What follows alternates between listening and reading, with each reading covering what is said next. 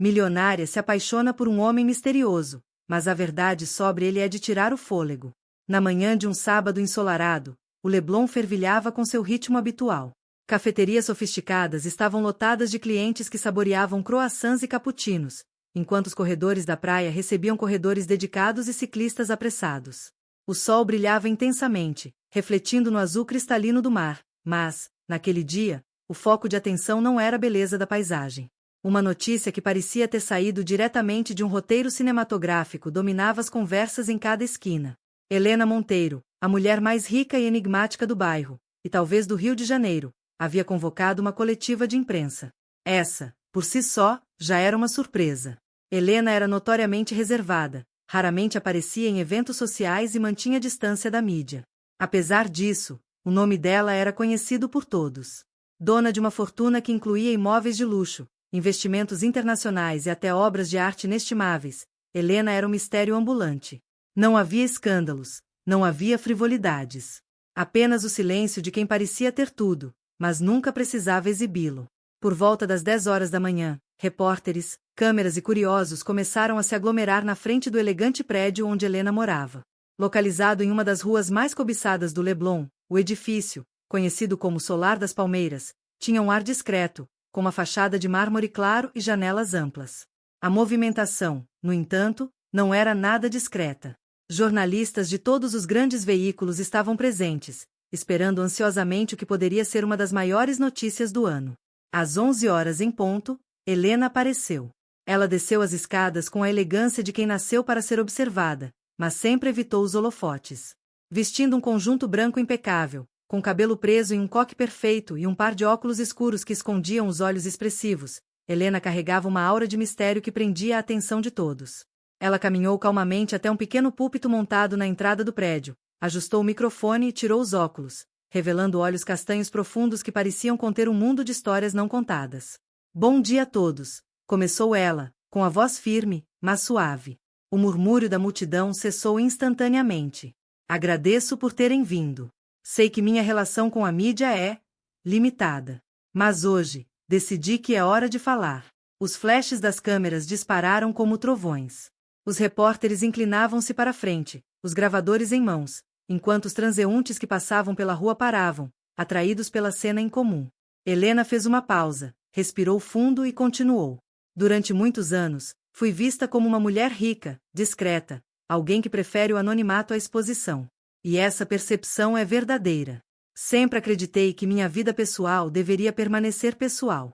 Porém, existem momentos em que precisamos fazer escolhas. Escolhas que transcendem nossa zona de conforto. Escolhas que definem quem somos e pelo que queremos ser lembrados. A curiosidade na multidão era palpável. Todos esperavam o ponto alto da declaração. Helena parecia saber disso, pois manteve um breve silêncio antes de proferir as palavras que fariam o Leblon inteiro, e talvez o Brasil, parar. Hoje, anuncio minha decisão de doar toda a minha fortuna. Cada centavo, cada propriedade, cada peça de arte que possuo será destinada a causas que acredito serem verdadeiramente importantes. Esse é o meu compromisso com a vida e com o legado que desejo deixar. O impacto da declaração foi imediato. Um suspiro coletivo ecoou na multidão, seguido por uma explosão de perguntas que os jornalistas dispararam como balas de metralhadora. Por quê, Helena? Quando isso será feito?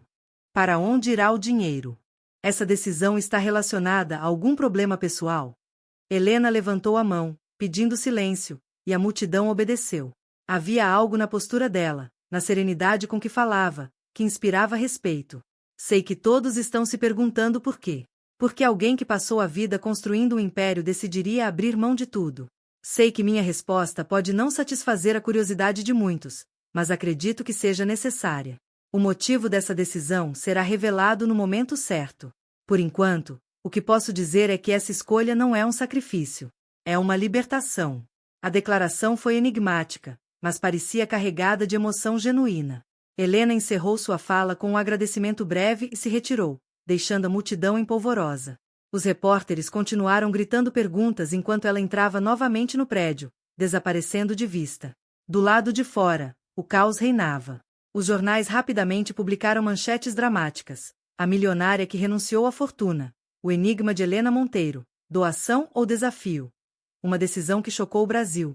No entanto, ninguém parecia ter respostas. Quem era Helena, realmente? Por que ela decidiu tomar essa atitude extrema? O que estava por trás de tudo isso? Enquanto Leblon fervilhava com especulações, os moradores da cidade descobriram que o anúncio de Helena seria apenas o início de uma história que revelaria segredos muito maiores do que qualquer um poderia imaginar.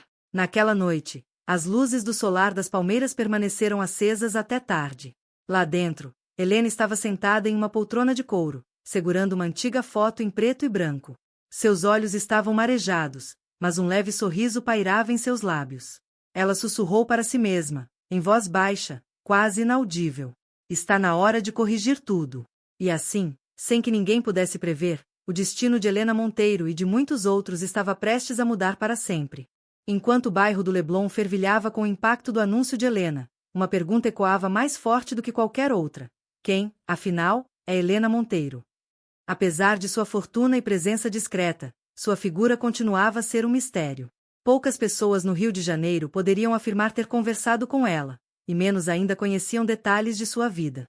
Para entender as razões por trás da chocante decisão, era preciso mergulhar em sua história, um labirinto de segredos, traumas e escolhas que a moldaram.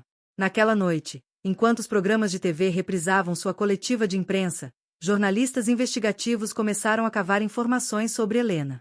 No entanto, havia pouco a descobrir.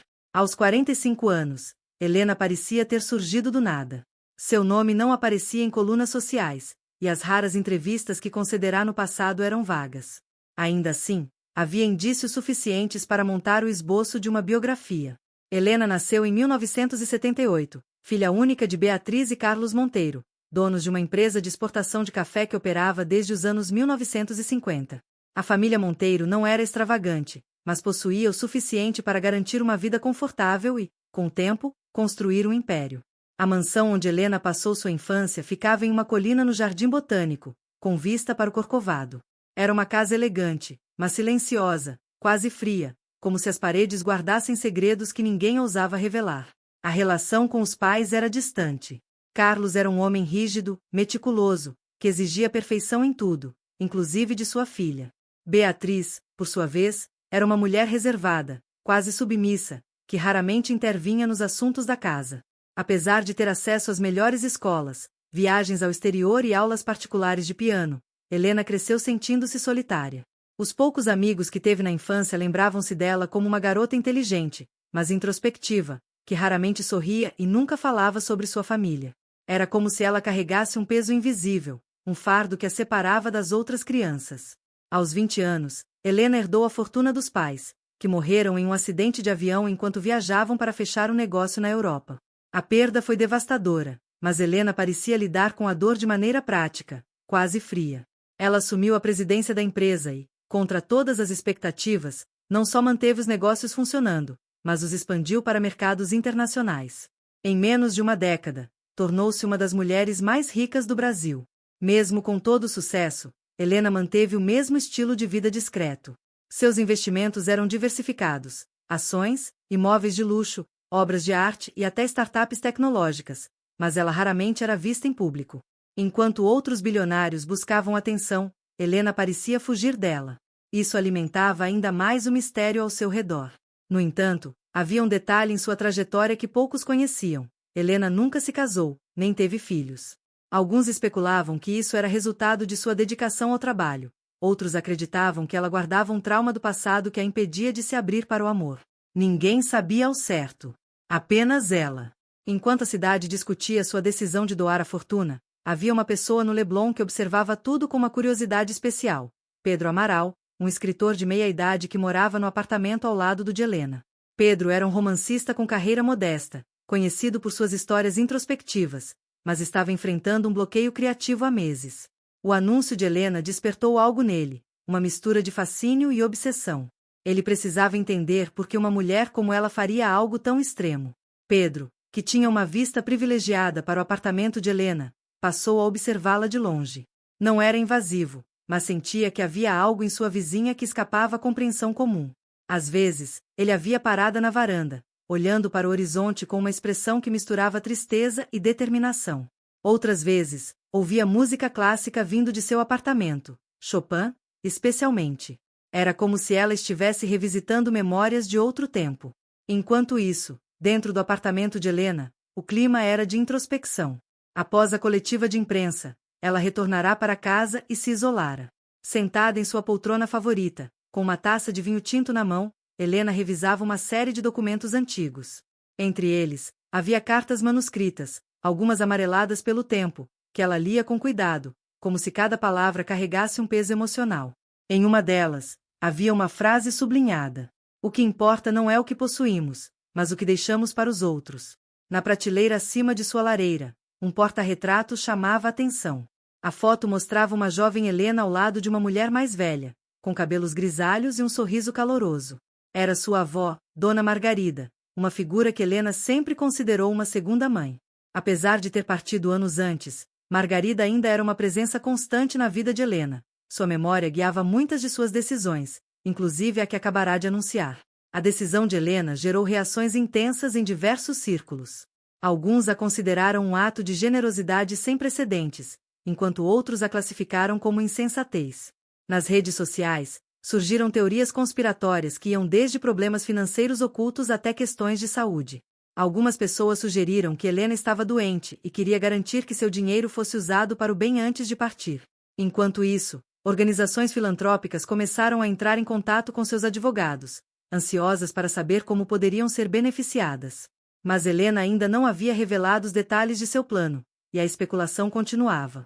Naquela mesma semana, enquanto caminhava pela orla do Leblon, Helena encontrou alguém que não via há muitos anos: Laura, uma antiga amiga de infância.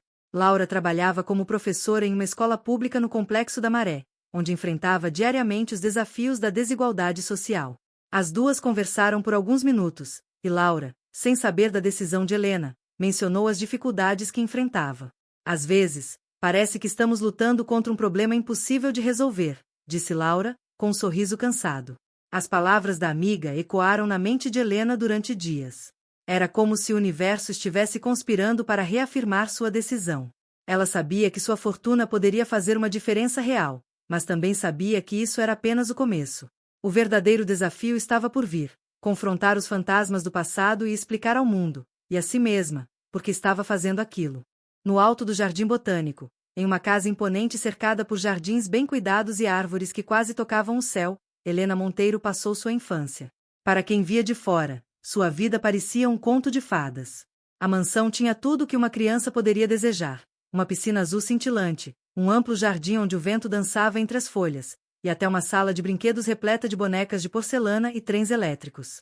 Mas, dentro daquela casa, reinava um silêncio desconfortável, quebrado apenas pelo som dos passos ecoando nos longos corredores ou pelo estalar de taças no jantar. Carlos e Beatriz Monteiro eram pessoas ocupadas. Carlos, patriarca da família, dedicava-se integralmente aos negócios. Quando estava em casa, passava horas trancada em seu escritório, com pastas de contratos e pilhas de papéis que pareciam nunca acabar. Beatriz, por sua vez, desempenhava o papel de esposa perfeita nos eventos sociais, mas, em casa, era uma figura distante. Ela tinha uma beleza clássica e um comportamento reservado, quase melancólico. Helena observava frequentemente sentada à beira da piscina, olhando para o horizonte, como se estivesse presa em pensamentos que ninguém podia alcançar.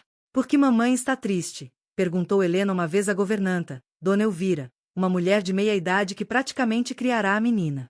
"Algumas pessoas guardam coisas dentro de si, minha querida. Coisas que nem sempre podem ser explicadas", respondeu Elvira, com um olhar carregado de compaixão. A ausência emocional dos pais fez de Helena uma criança solitária.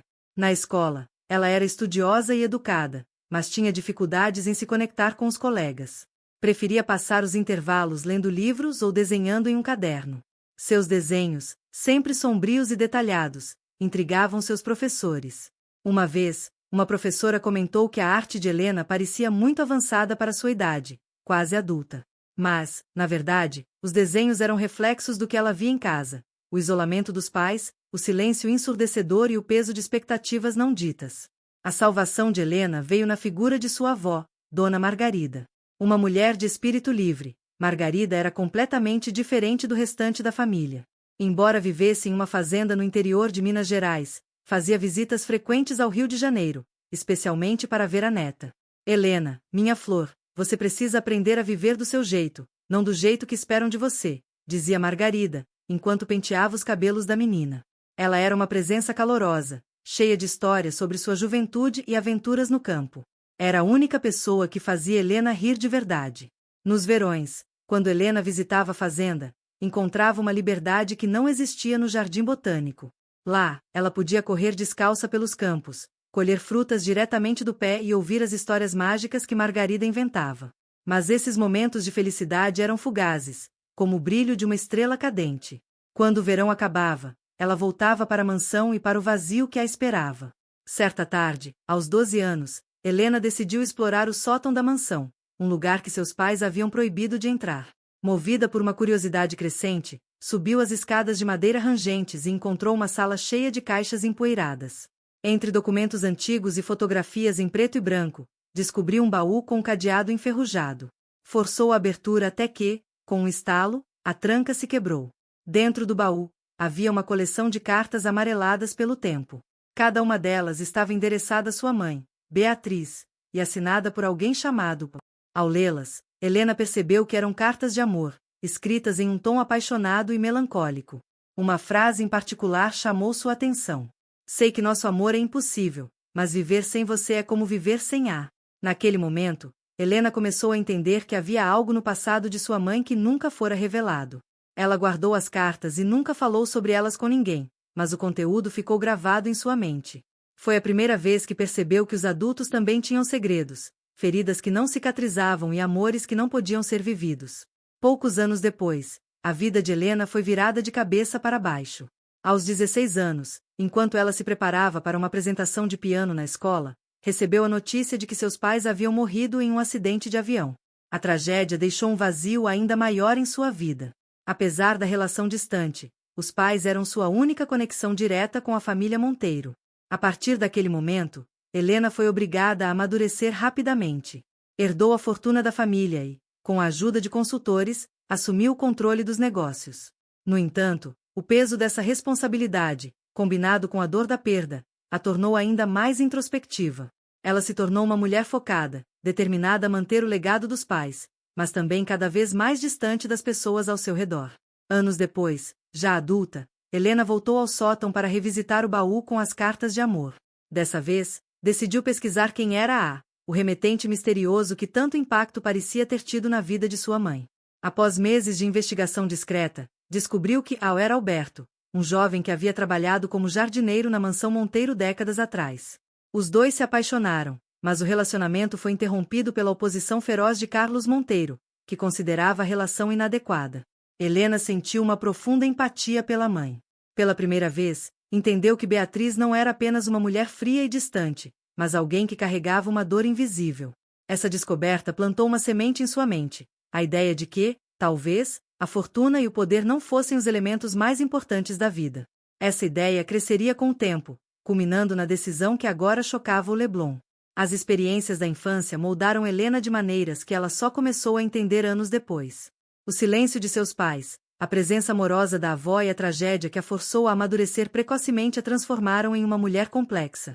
Por fora, ela era empresária implacável, capaz de transformar qualquer negócio em ouro.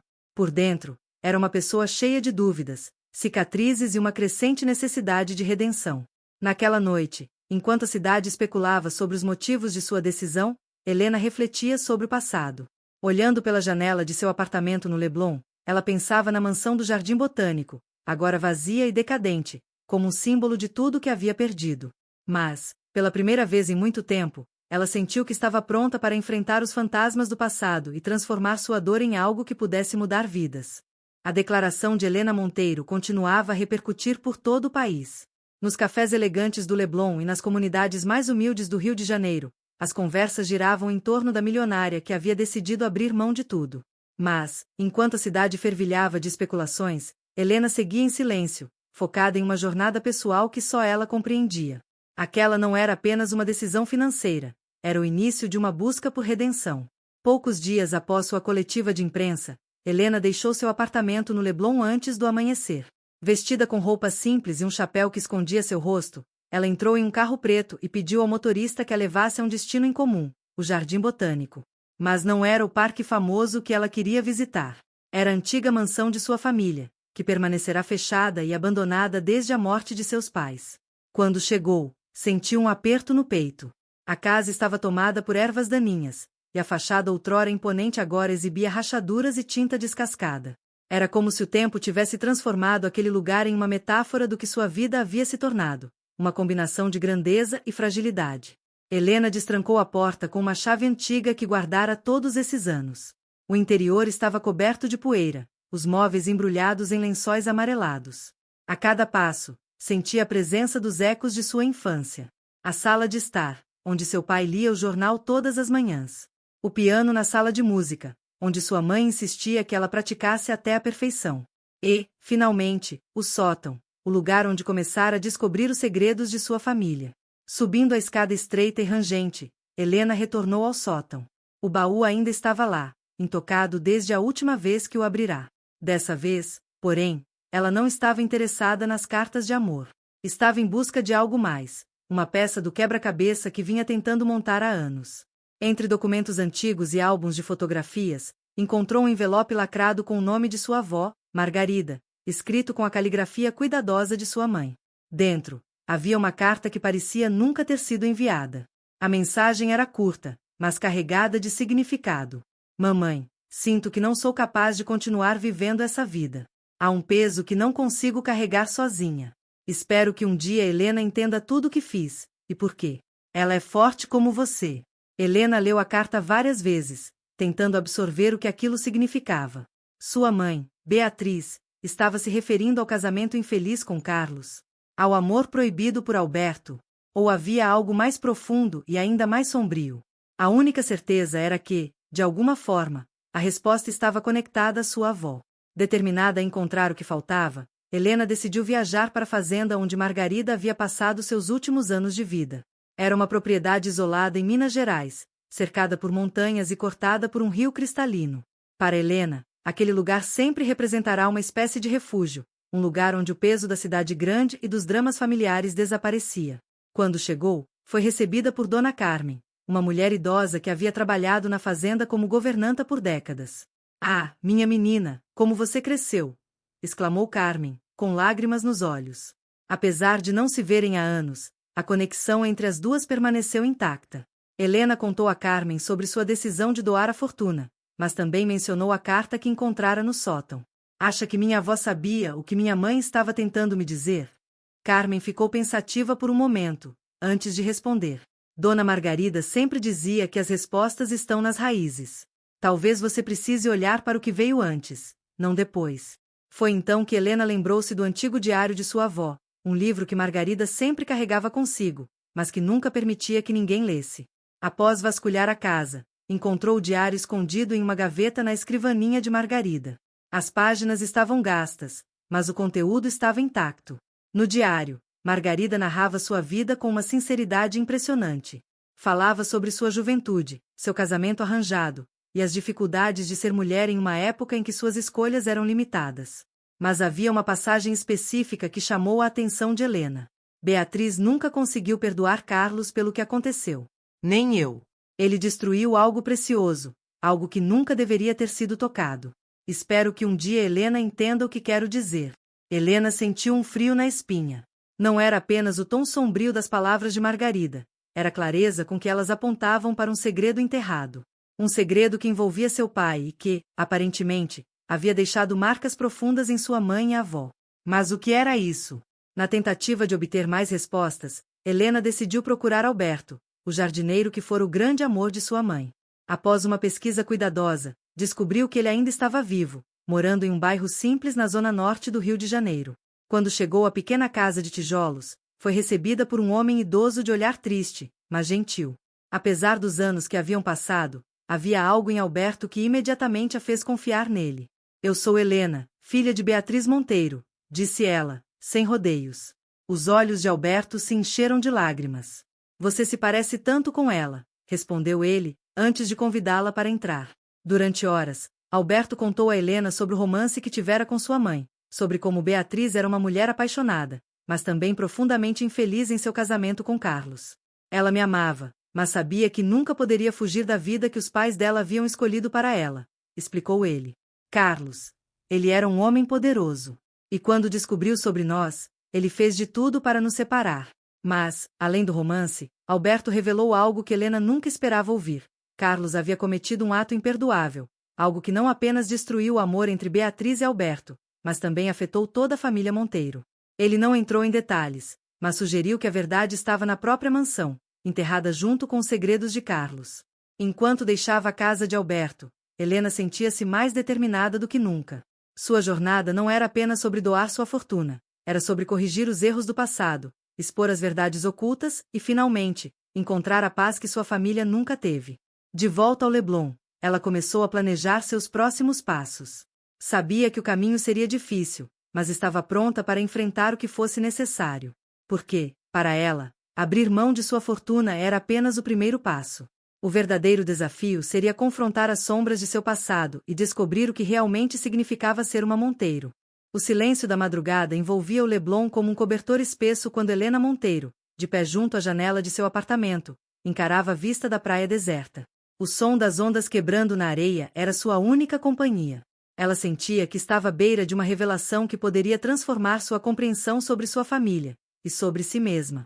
A carta de sua mãe, o diário de sua avó e as palavras de Alberto eram como peças de um quebra-cabeça incompleto. Mas o que faltava? O que, exatamente, seu pai, Carlos Monteiro, havia feito para deixar uma marca tão profunda nas mulheres de sua vida? Determinada a descobrir a verdade, Helena sabia que precisava voltar à mansão do Jardim Botânico. No coração daquela casa, algo aguardava para ser revelado. Na manhã seguinte, Helena voltou à mansão. Desta vez, trouxe um arquivista de confiança, um homem chamado Eduardo, conhecido por seu talento em desvendar documentos antigos e encontrar informações escondidas. Se houver algo de valor histórico ou pessoal nesta casa, vou encontrar, prometeu ele, enquanto colocava suas luvas brancas. Eles começaram no escritório de Carlos Monteiro. Era um ambiente que refletia a personalidade do antigo patriarca. Móveis de mogno maciços, prateleiras repletas de livros encadernados em couro e uma grande mesa com gavetas trancadas. Eduardo começou sua busca meticulosa, enquanto Helena observava cada movimento. Depois de horas vasculhando documentos, Eduardo encontrou uma gaveta secreta na mesa. Com um leve estalo, ela se abriu, revelando uma pequena coleção de papéis e um caderno de anotações. Entre os documentos, havia contratos, cartas de negócios e, surpreendentemente, um testamento alternativo, diferente do que fora apresentado após a morte de Carlos. Mas o que realmente chamou a atenção de Helena foi o caderno.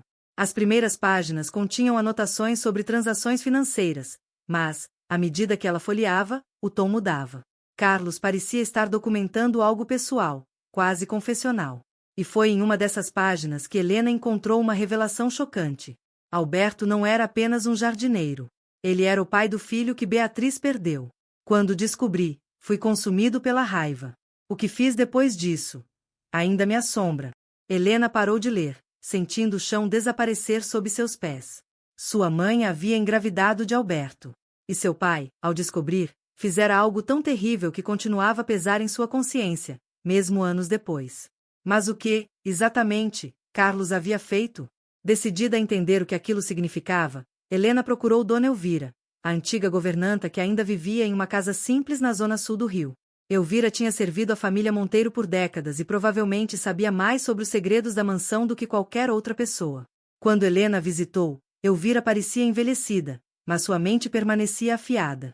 Ao ouvir o nome de Carlos e Alberto na mesma frase, a governanta fechou os olhos, como se estivesse revivendo um momento doloroso. Ah, menina Helena! Eu sabia que esse dia chegaria, disse Elvira, com a voz trêmula. Seu pai era um homem muito orgulhoso. Quando descobriu sobre o bebê de sua mãe, ele fez algo terrível. Com paciência, Helena esperou enquanto Elvira tentava encontrar as palavras certas. Finalmente, a governanta revelou a verdade. Carlos havia forçado Beatriz a interromper a gravidez, ameaçando Alberto de maneira tão severa que ele desapareceu por anos. Para garantir que o segredo nunca fosse descoberto, Carlos também mandara destruir qualquer evidência do relacionamento entre Beatriz e Alberto. Helena sentiu uma onda de náusea ao ouvir a história. Seu pai, o homem que ela admirava em sua infância, havia usado seu poder e influência para controlar e silenciar as pessoas ao seu redor. Ele não apenas separara sua mãe de seu grande amor, mas também eliminara a chance de ela criar um filho fruto desse amor. Elvira também mencionou algo que intrigou Helena: um baú enterrado no jardim da mansão.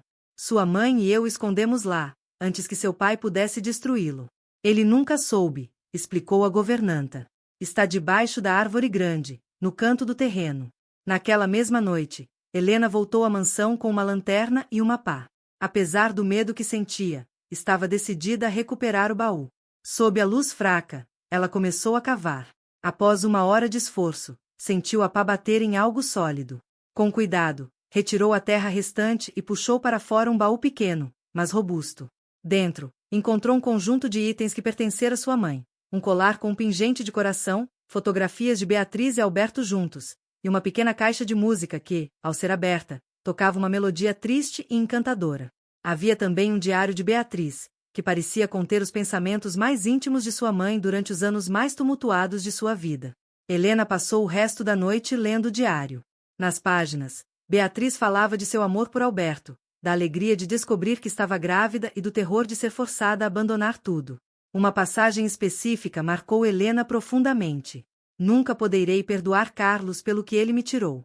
Mas, por Helena, tento manter a paz. Só espero que ela nunca carregue o fardo do que aconteceu. Agora que sabia a verdade, Helena sentia-se dividida. O legado de sua família, que antes parecia ser um símbolo de poder e sucesso, agora era uma sombra escura que precisava ser iluminada. Ela entendia porque sua mãe viverá em silêncio e porque sua avó insistira tanto para que ela seguisse seu próprio caminho. Helena decidiu que não apenas doaria sua fortuna, mas também revelaria a verdade sobre sua família.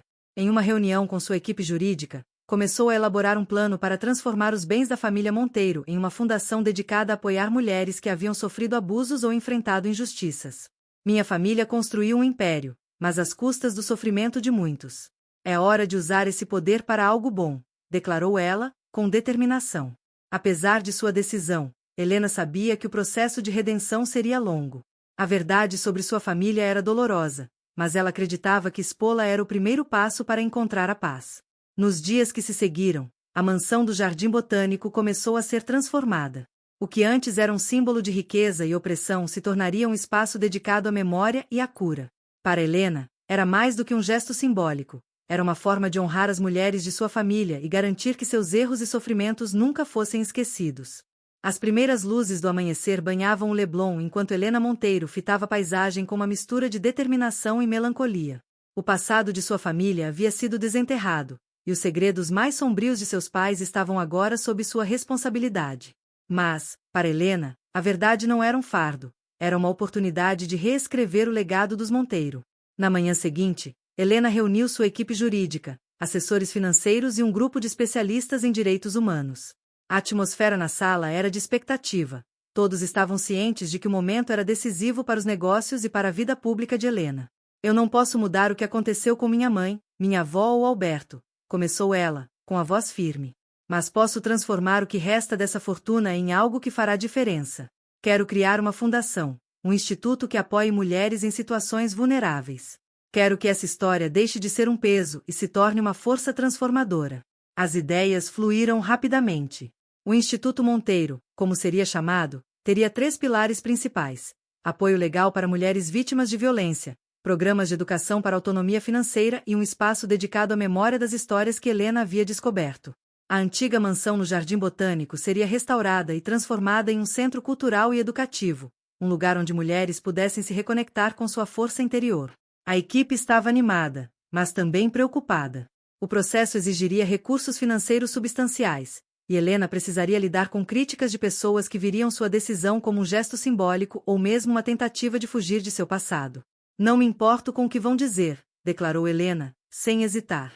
A verdade é que esse dinheiro foi construído em cima de erros. Se eu puder usar cada centavo para fazer o bem, isso já será suficiente. Enquanto os advogados cuidavam dos trâmites burocráticos, Helena voltou à mansão do Jardim Botânico para supervisionar as reformas. O lugar, que antes parecia sufocante, começava a ganhar nova vida. Paredes foram derrubadas para criar espaços abertos e acolhedores. Jardins foram revitalizados para transmitir calma e serenidade. E a grande sala de estar, onde Carlos Monteiro costumava receber seus convidados influentes, foi transformada em uma biblioteca comunitária. Helena fez questão de que o projeto envolvesse a comunidade local. Arquitetos, artistas e ativistas foram convidados a contribuir com ideias, e muitos moradores do bairro participaram como voluntários. Para Helena, era essencial que o espaço refletisse não apenas sua visão, mas também os valores da coletividade. Enquanto a transformação da mansão acontecia, Helena sabia que precisava enfrentar a opinião pública. Sua decisão de doar a fortuna havia atraído atenção nacional, mas as pessoas ainda não conheciam toda a verdade sobre os Monteiro. Ela organizou uma nova coletiva de imprensa, desta vez para compartilhar a história completa. Em um auditório lotado, Helena subiu ao palco. Vestida de forma simples, sem joias ou adereços extravagantes, ela parecia uma pessoa completamente diferente da herdeira glamourosa que a mídia costumava mostrar. Após uma breve introdução, começou a falar. Por muitos anos, minha família foi vista como um símbolo de sucesso e poder. Mas, como eu descobri recentemente, esse legado foi construído às custas de segredos, dor e opressão.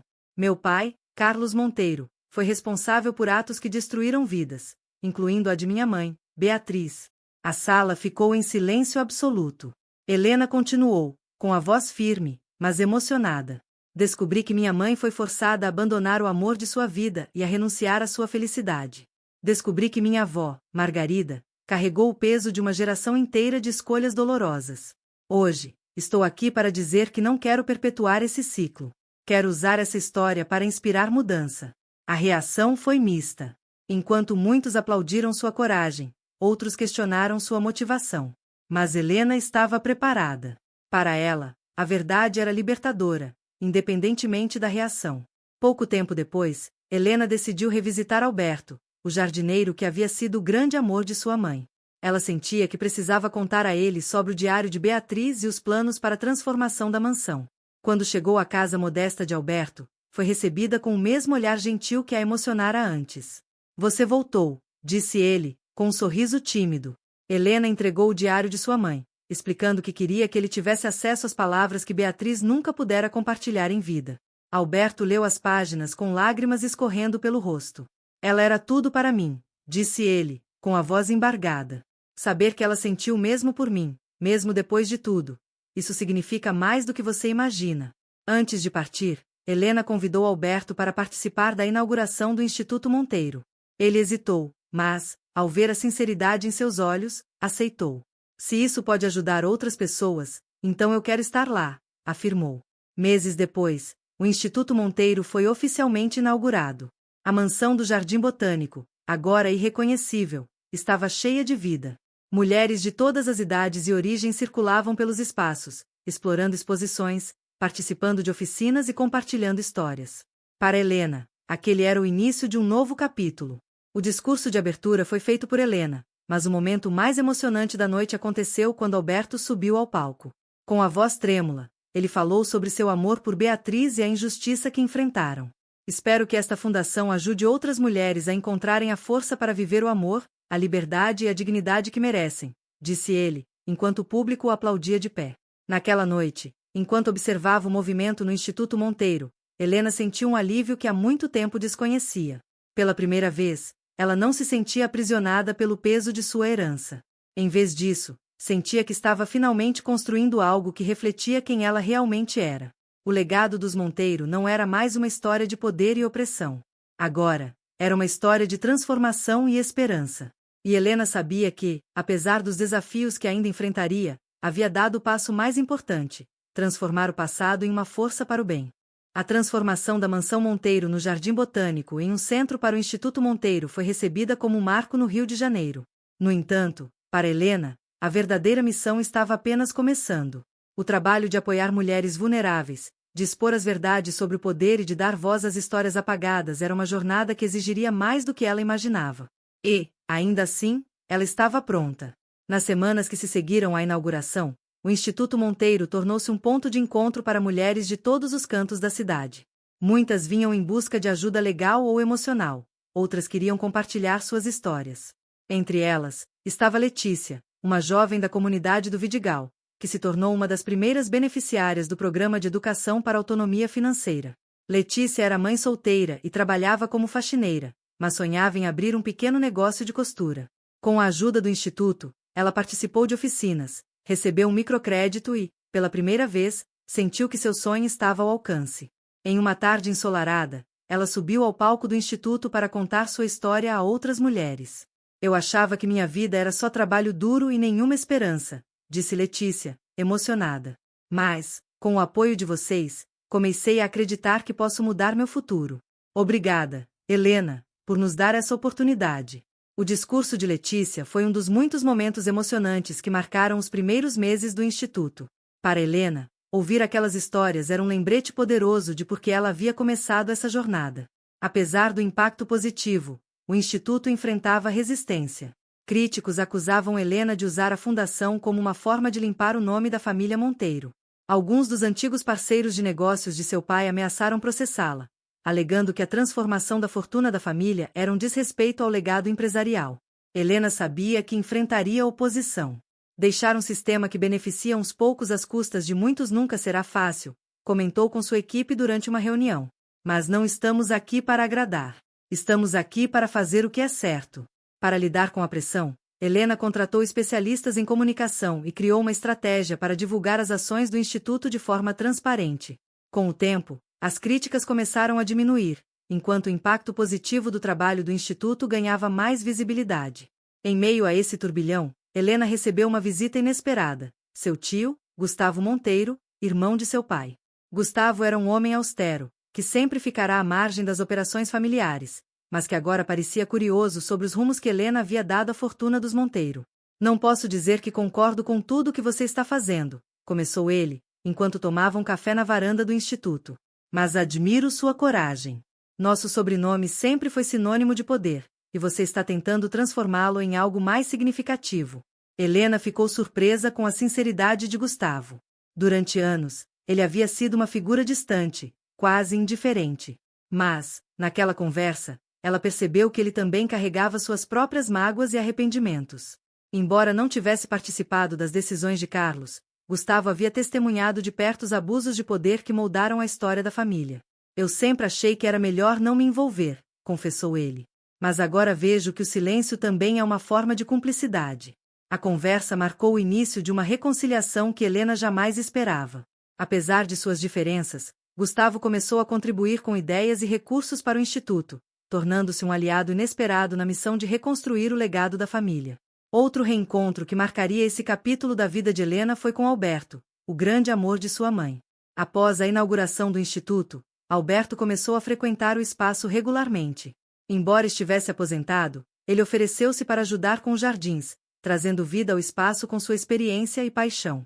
Helena e Alberto passaram muitas tardes juntos, compartilhando histórias sobre Beatriz. Durante essas conversas, Alberto revelou detalhes sobre sua relação com Beatriz que Helena jamais conhecera. Ela sempre dizia que você seria diferente, que quebraria o ciclo, contou ele, enquanto plantava uma nova fileira de flores. E agora, vendo o que você está fazendo, eu sei que ela estava certa. Essas palavras tocaram Helena profundamente. Mais do que nunca, ela sentia que estava honrando não apenas sua mãe, mas todas as mulheres que vieram antes dela. Com o crescimento do Instituto, Helena decidiu organizar um grande evento chamado Vozes do Futuro, um encontro para discutir questões de gênero, poder e justiça social. O evento traria palestrantes de diversas áreas, incluindo ativistas, artistas e líderes comunitárias. Durante o evento, Helena subiu ao palco para compartilhar sua própria jornada. Ela falou sobre os segredos de sua família, sobre as decisões difíceis que tomou e sobre a importância de transformar a dor em ação. Minha história é apenas uma entre muitas, disse ela. Mas espero que sirva como um lembrete de que temos o poder de mudar o curso de nossas vidas, e o legado que deixamos para o futuro. O evento foi um sucesso, atraindo atenção nacional e internacional. Mais importante, ele deu voz a mulheres que, como Helena, estavam determinadas a transformar suas realidades. Nos meses seguintes, o trabalho do Instituto começou a se expandir para além do Rio de Janeiro.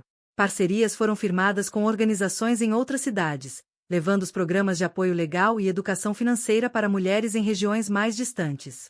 Helena também começou a receber convites para compartilhar sua história em conferências ao redor do mundo. Embora inicialmente relutante, ela percebeu que suas palavras poderiam inspirar outras pessoas a enfrentar seus próprios desafios. Ao final de um ano intenso, Helena voltou ao Instituto numa noite tranquila. Caminhando pelo jardim, agora repleto de flores e árvores plantadas por Alberto, ela sentiu uma paz que há muito tempo não conhecia.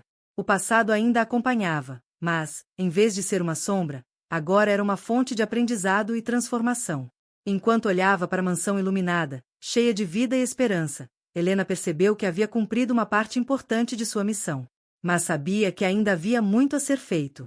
Com um sorriso suave, ela murmurou para si mesma: este é apenas o começo.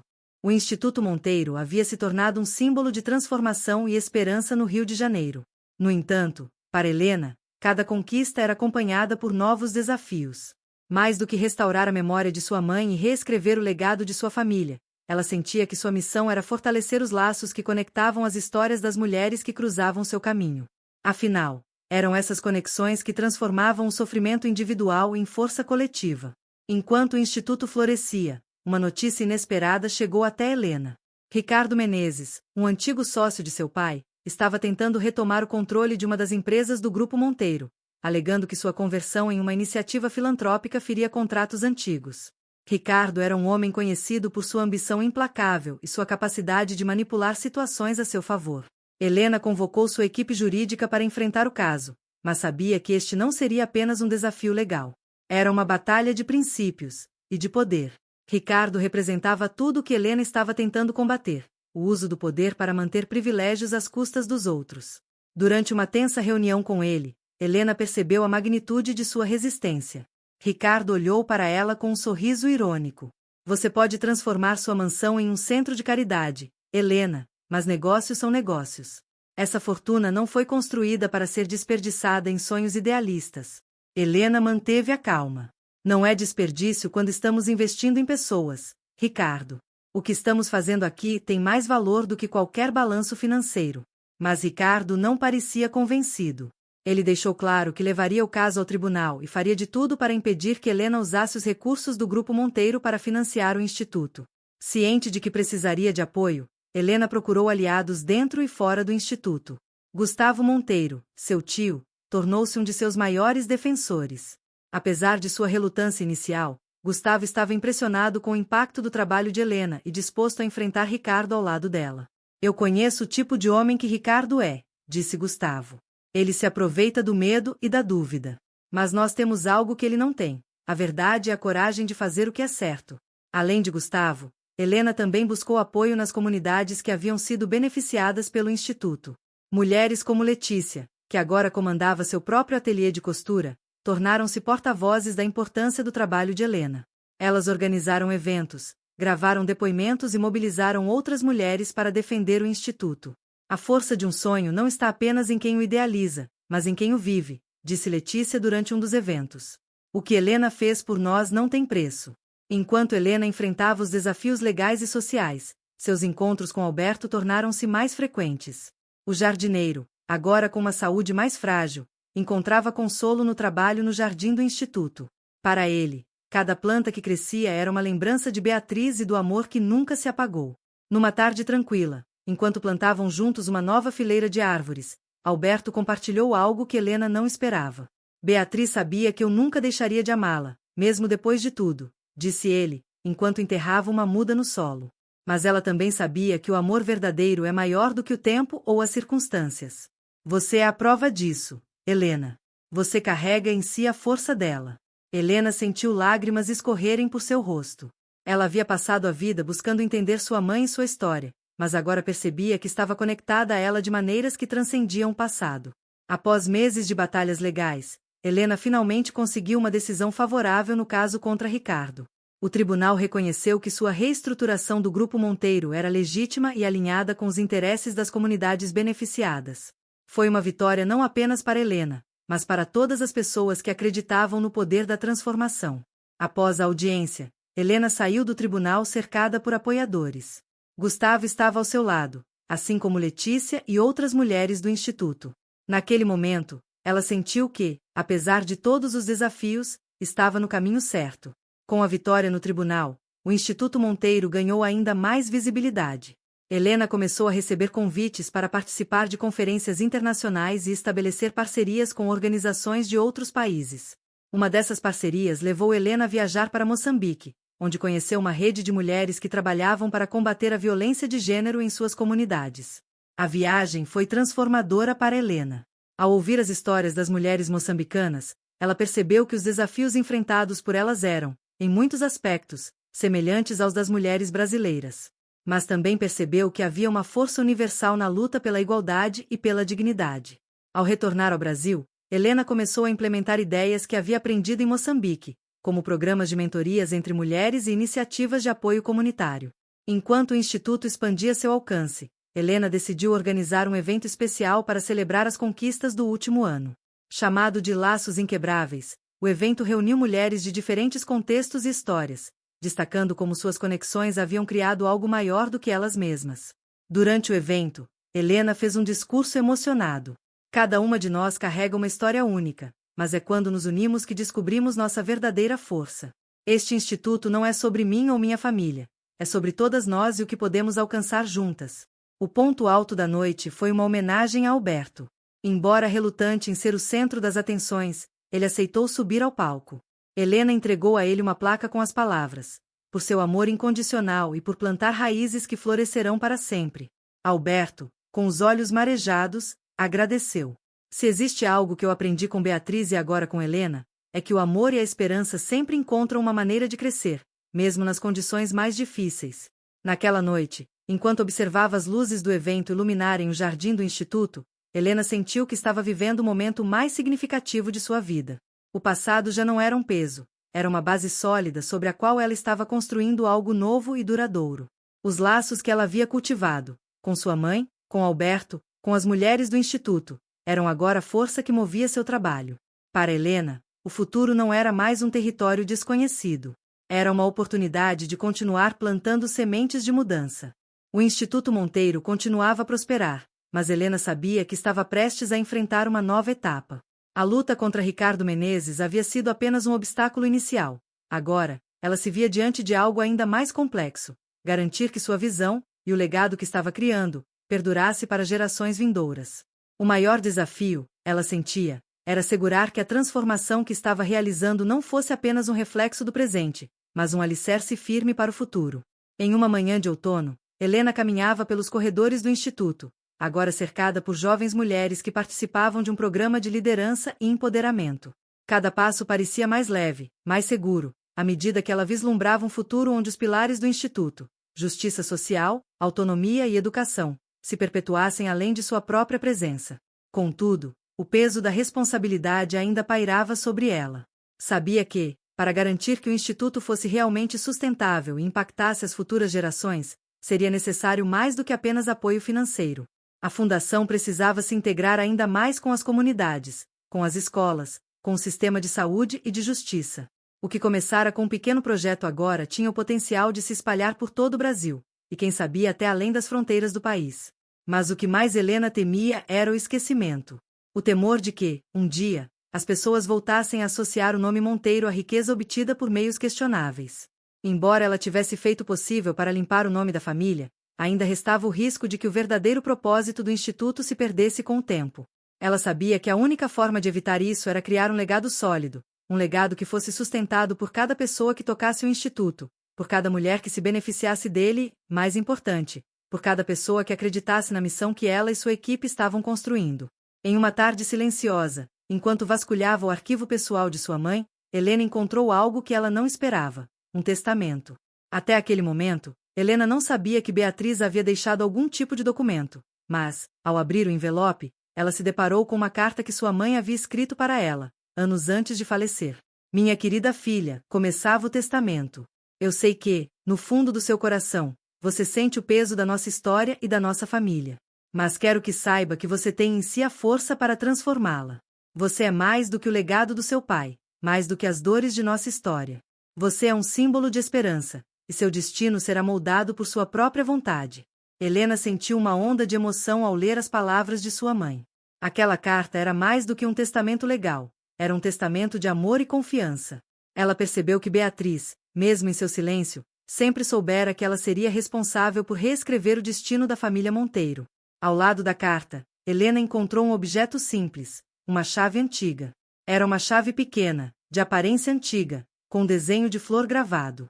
Helena ficou perplexa, sem entender imediatamente o que aquilo significava. Mas então, ao observar a carta novamente, Leu as últimas palavras. Esta chave abrirá a porta para o que você precisa encontrar. Intrigada, Helena procurou por mais pistas. Com a chave em mãos, ela voltou à mansão no Jardim Botânico, lugar que agora simbolizava a transformação de sua família. Ela se lembrou de um antigo cofre no escritório de seu pai, um cofre que nunca fora aberto, mesmo em sua infância. Lembrava-se de seu pai sempre a mantendo trancada com um mistério a seu redor. Talvez, pensou ela, a chave que sua mãe lhe deixará fosse a resposta para esse enigma. Ao abrir o cofre, com o coração batendo mais rápido, Helena encontrou vários documentos e fotos antigas. Mas o que mais chamou sua atenção foi um diário. Era um diário com anotações manuscritas, escrito por Beatriz, mas com uma data muito anterior à sua morte. A leitura do diário revelou um lado da vida de sua mãe que Helena jamais imaginara. Uma mulher apaixonada, corajosa e com grandes sonhos, mas também uma mulher esmagada pela realidade da opressão, pelo medo e pela violência psicológica de Carlos Monteiro. A cada página, Helena se via mais conectada à história de sua mãe. Beatriz não era apenas uma vítima das circunstâncias. Ela também era uma mulher que, apesar das dificuldades, sempre buscou a liberdade e a justiça. A chave, naquele momento, não parecia apenas uma metáfora para um segredo. Ela era uma chave para compreender o verdadeiro legado de Beatriz, um legado de resistência. Ao saber do conteúdo do diário, Gustavo, o tio de Helena, procurou-a para uma conversa importante. Ele havia percebido que sua sobrinha estava se distanciando um pouco da família, focando apenas no instituto e na missão de resgatar a imagem pública dos Monteiro. Ele sabia que era hora de falar. Helena, disse Gustavo, com uma expressão séria, sei que sua jornada tem sido intensa. Mas preciso que você entenda que a sua luta vai além do instituto. O verdadeiro legado dos Monteiro não é apenas o que você está fazendo agora. Nós, como família, precisamos reconstruir também nossa própria história.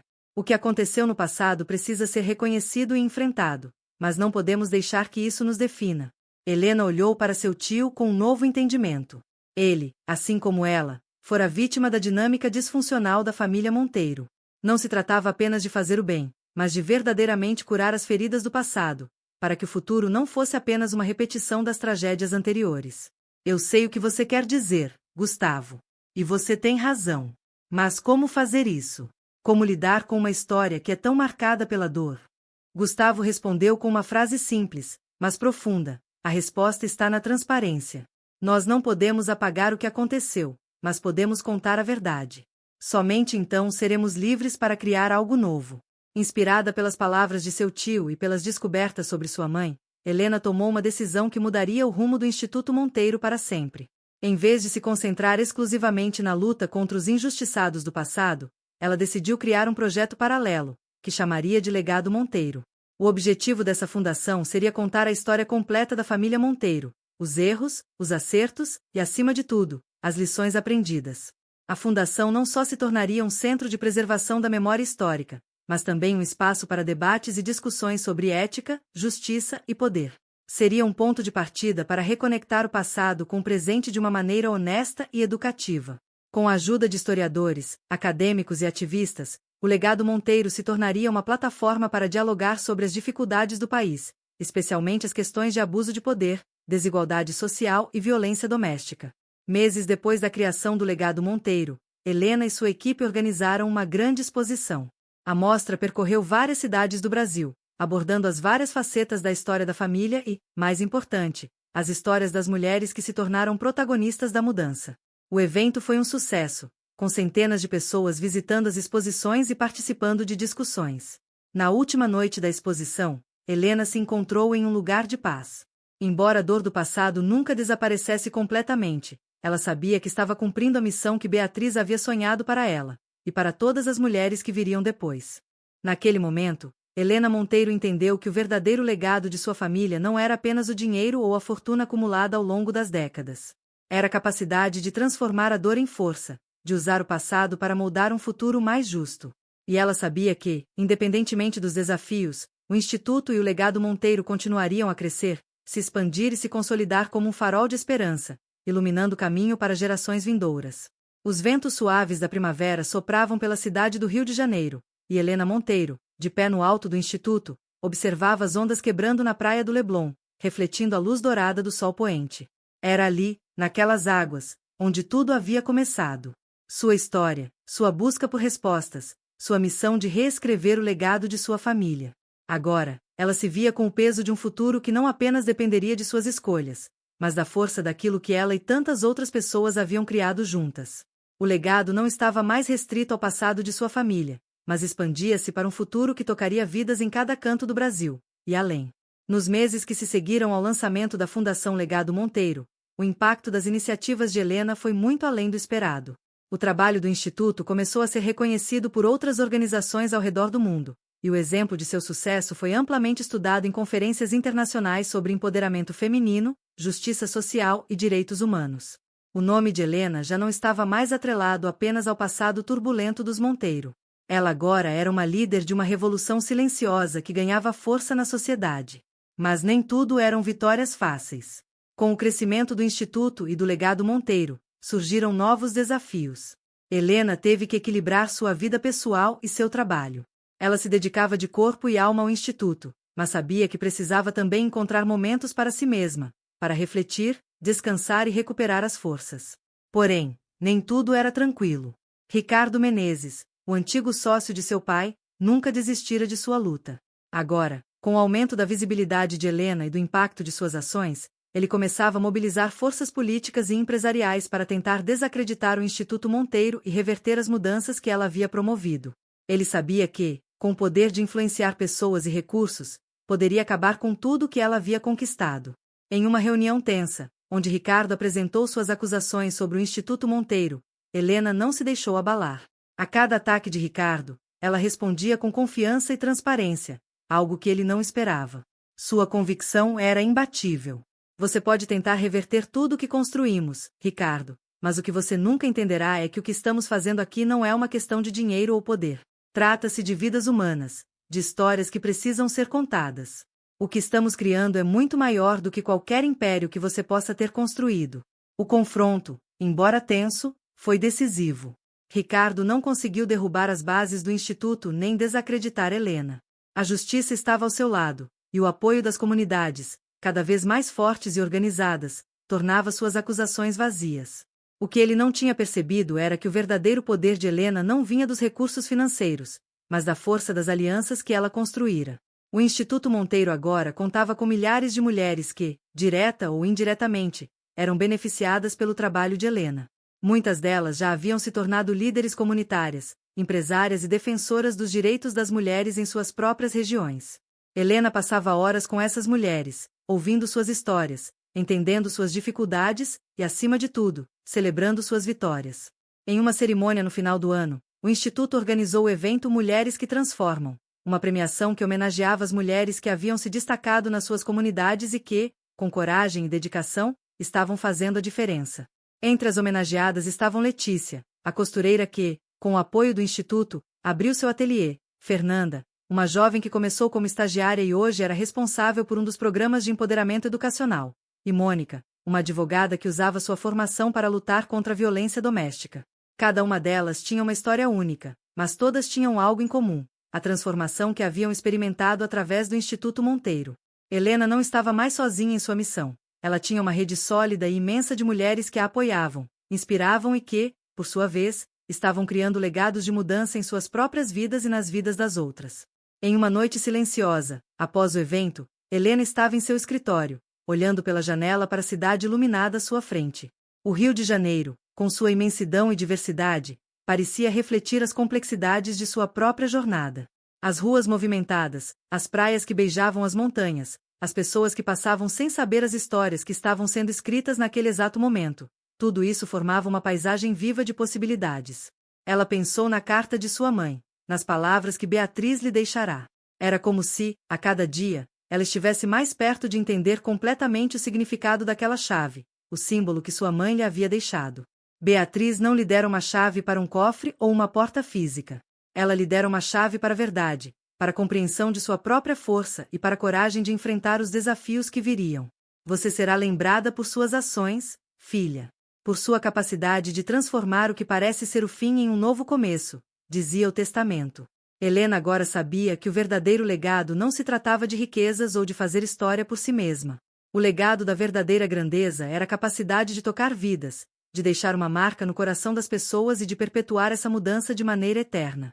O maior desafio que Helena enfrentava naquele momento era fazer uma escolha. Ela sabia que sua jornada no Instituto Monteiro estava apenas começando, mas também sentia que o próximo passo poderia ser ainda maior. A fundação já tinha uma base sólida, e o impacto que estava criando era profundo. Contudo, havia mais a ser feito. O próximo passo seria garantir que a missão do Instituto se expandisse para além das fronteiras do Brasil. A luta por justiça social, por igualdade, por dignidade humana, não era algo restrito ao país, era um movimento global, uma causa universal.